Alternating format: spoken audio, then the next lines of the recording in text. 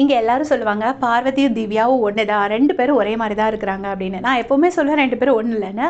அதுக்கு ப்ரூஃப் மேலே ப்ரூஃப் கிடச்சிக்கிட்டே இருக்குது. ஒன்று வந்து நேற்று சாண்ட்ரா குறும்படம் போடும்போது அவங்க த்ரூ அவுட் குறும்படம் நல்லா என்ஜாய் பண்ணியிருப்பாங்க. இன்னொருத்தருக்கு அவ்வளோ கிரெடிட் கிடைக்குதுன்னு கொஞ்சம் கூட பொறாமப்பட்டிருக்க மாட்டாங்க. அதுக்கப்புறம் இன்றைக்கி பார்த்தீங்கன்னா அந்த கேம் விளையாடும்போது அவ்வளோ ஒரு ஃபைட்டிங் ஸ்பிரிட்டோட ஒரு ரொம்ப ஸ்போர்ட்டிவாக என்ன சொல்லுவாங்கன்னா, அந்த நீங்கள் 2 பாட்டிலையும் கை வச்சிங்க நாங்கள் பார்த்தோன்னு எல்லோரும் சொன்னோடனே, அப்படியா ஓகே நான் வந்து டிஸ்குவாலிஃபை ஆகிட்டேன், நானே விளையிக்கிறேன் அப்படின்னு சொல்லி அவங்களே கேம்லேருந்து வெளியே போயிடுவாங்க. டிஸ்குவாலிஃபை ஆகிட்டோம் அப்படின்னு சொல்லிட்டு. அதுக்கப்புறம் இல்லை நான் கை வைக்கல, அந்த மாதிரிலாம் தேவையில்லாமல் இது பண்ணலை, ஜஸ்ட் ஒத்துக்கிட்டு வெளியே போயிருப்பாங்க. அதுக்கப்புறமா இப்போ பாருக்கு அடிப்பட்டதை வச்சுட்டு திருப்ப சபரியை கூப்பிட்டு பேசுகிறாங்க. திருப்ப அந்த டிஸ்கஷன் எடுத்து பேசுகிறாங்க.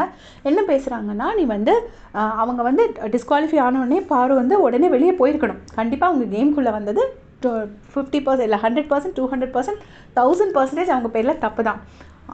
ஆனாலும் அவங்க உள்ளே வந்தாலும் நீ வந்து அவங்கள டிஃபெண்ட் பண்ணுறது கொஞ்சம் முரட்டித்தனமாக, கொஞ்சம் ரஃப்பாக ஹேண்டில் பண்ணிட்டேன், நீ அப்படி ஹேண்டில் பண்ணக்கூடாது. நீன்னு இல்லை, யாருமே இந்த வீட்டில் அந்த மாதிரி பண்ணக்கூடாது. ஏன்னா தேவையில்லாமல் அடிக்கடி பற்றக்கூடாது யாருக்கும்.